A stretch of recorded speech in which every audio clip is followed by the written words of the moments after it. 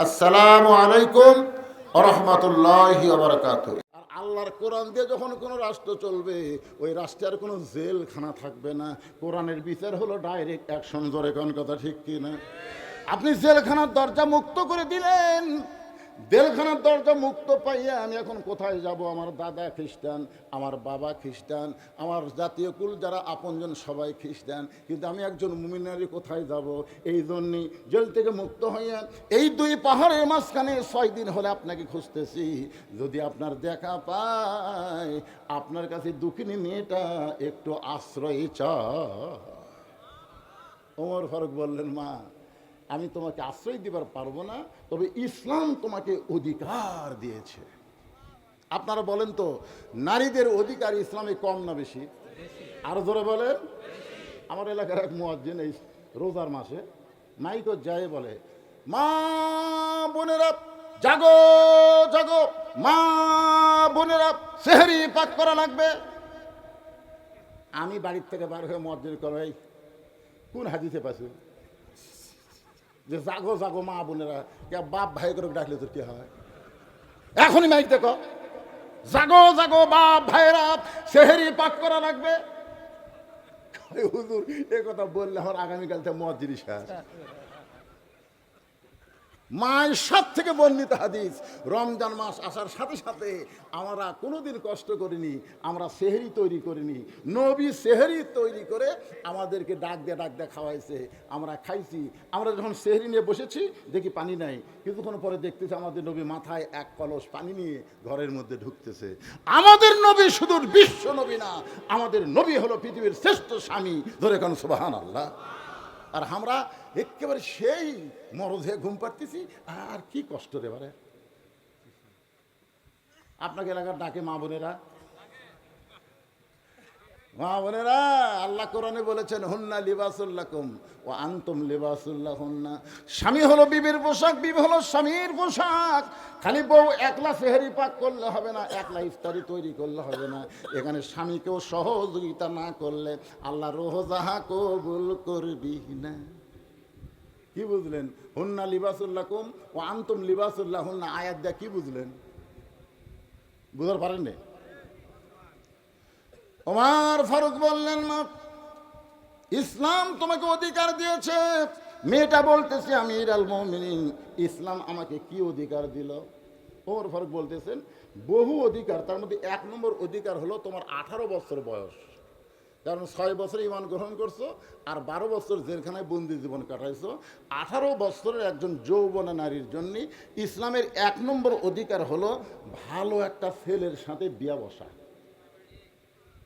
সুন্দর ছেলে না, ভালো ভালো একটা ছেলের সাথে বিয়া বসা। কিন্তু তুমি মেয়ে মানুষ, ভালো ছেলে কোথায় পাবা? আমি তোমার অভিভাবকের দায়িত্ব নিয়ে একটা ভালো ছেলের খবর দিচ্ছি। ছেলেটা হলো 30 পারা কোরআনের হাফেজ।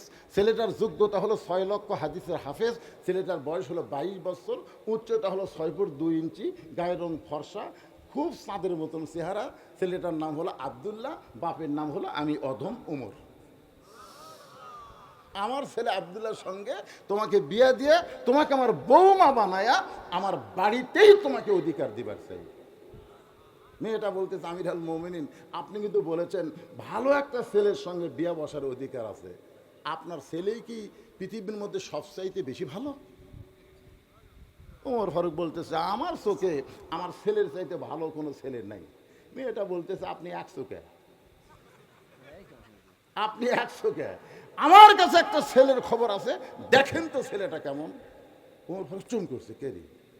জেলখানার মধ্যে বড় হলো, এর কাছে ভালো ছেলের খবর কি? মেয়েটা বলতেছে, আমিরুল মুমিনিন, ছেলেটার মায়ের নাম হলো ফাতেমা,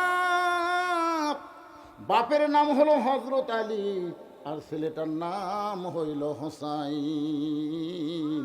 এখন আপনি বলেন, আপনার আব্দুল্লাহ ভালো না হোসাইন ভালো? ওমর ফারুক কাঁদতেছে, মনে পড়ে গেছে একদিন আসরের নামাজের প্রথম সেজদায় রাসূল 3 বার সুবহান রাব্বিয়াল আলা বলছে প্রথম রাকাতে, কিন্তু দ্বিতীয় সেজদার যায় আর সেজদা তোলে না।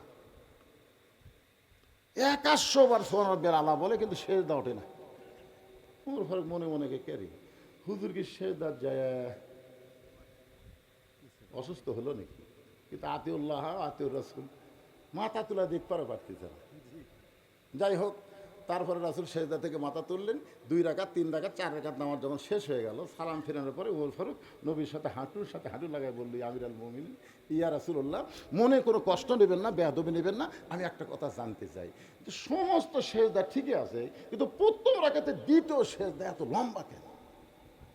আল্লাহ রাসূল বললেন, আমরা সবাই যখন সেজদাত গেছি তখন কুত থেকে তো ওই হোসাইন কোন দিক দিয়ে এসে আমার কান্দর চড়ে বসলো। এখন আমি সেজদার থেকে মাথা তুলবার চাই, কিন্তু সেজদার মালিক আল্লাহ ডাক দেয়, বলে, হাবিব, যতক্ষণ বসে থাকবি ততক্ষণ আপনি মাথা তুলবেন না। আপনি যেমন ওকে ভালোবাসেন, আমি আল্লাহ তার চাইতে বেশি ভালোবাসি। এই হোসাইন যখন আমার মাথার উপর থেকে নেমে গেল, তারপরে সেজদা থেকে মাথা তুলেছি। সেদিন থেকে ওমর ফারুক বুঝেছে, ওরে বাবা রে, চোখের কোনায় পানি দিয়ে বলে, মা, আমার আব্দুল্লাহ ইবনে উমরের চাইতে তোমার বলা হোসাইন কোটি কোটি গুণ ভালো। মেয়েটা বলতেছে, তাহলে হোসাইনের মতন ভালো ছেলে থাকতে আপনার ছেলে আব্দুল্লাহর সঙ্গে বিয়ে বসবো কেন? আপনি যখন বললেন ভালো একটা ছেলের সঙ্গে বিয়ে বসার অধিকার ইসলাম আমাকে দিয়েছে।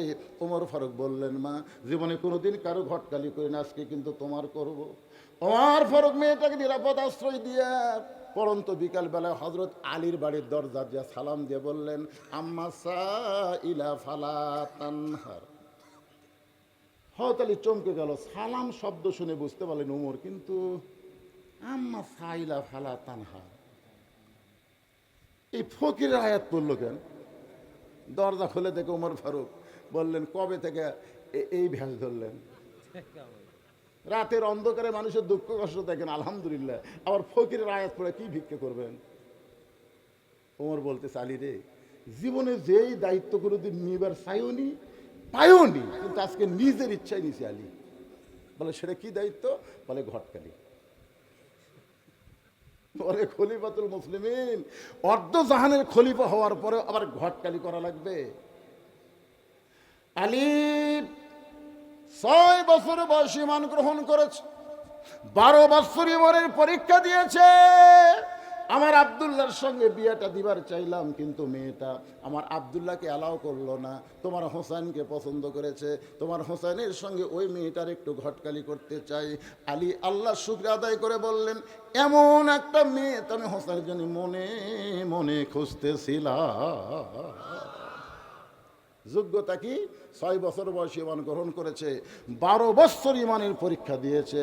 ইন্নাল্লাযীনা ক্বালু রব্বুনাল্লাহু সুম্মা ইসতাকামু তাতানাজ্জালু আলাইহিমুল মালাইকা আল্লা তাখাফু ওয়া লা তাহজানু ওয়া আবশিরু বিল জান্নাতিল্লাতী কুনতুম তুআদুন। দুইজন কোলাকুলি করতেছে, আল্লাহুম্মা জিদ মুহাব্বাতা লিল্লাহি ওয়া লিরাসূলি। এমন সময় হোসেন ঘরের থেকে বের হয়ে সালাম দিয়ে বলে, মুরব্বী, আপনার দুইজন যেভাবে কোলাকুলি করতেছেন মনে হয় বিয়ে আপনারাই করবেন। ওমর ফারুক বলে, হোসেন, আমি তোমার মুরব্বী, তোমার বাবা তোমার মুরব্বী, আমরা 2 মুরব্বী মিলে যদি কোনো সিদ্ধান্ত নেই, তুমি কি গ্রহণ করবে না? হোসেন বলতেছে, আপনি আমার মুরব্বী, আমার বাবাও মুরব্বী, আমি 2 মুরব্বীকে সম্মান করি। আল্লাহ রাসূল বলেছেন, বড়দেরকে সম্মান করো, ছোটদেরকে স্নেহ করো, আর বন্ধুদেরকে মহব্বত করো। আপনার 2 মুরব্বী, আমি আপনাদেরকে সম্মান করি, কিন্তু আসল মুরব্বী হলো আমার নানা। আমার নানা ছাড়া দুনিয়ার কোনো মুরব্বী মানা যাবে না। সম্মান করা যাবে, কিন্তু মানতে হবে একজন, তিনি হলেন মুহাম্মাদুর রাসূলুল্লাহ। আতিউল্লাহ ও আতিউর রাসূল। এরপরে বলা হয়েছে উলিল আমরি মিনকুম। এখানে কিন্তু আতিউ নাই। আয়াতের ব্যাখ্যায় গেলে দেখবেন, নিঃসন্দেহ, কোনো সন্দেহ নাই, বিনা সন্দেহে শুধু একজনকেই মানা যাবে 100%, তিনি হলেন আমাদের নবী। জোরে কোন কথা ঠিক কিনা? এই জন্যে মুরব্বী হিসেবে একজনকে মানি, সেটা হলো আমার নানা। ওমর ফারুক বলে, হোসেন কি বুঝাবার চাচ্ছে?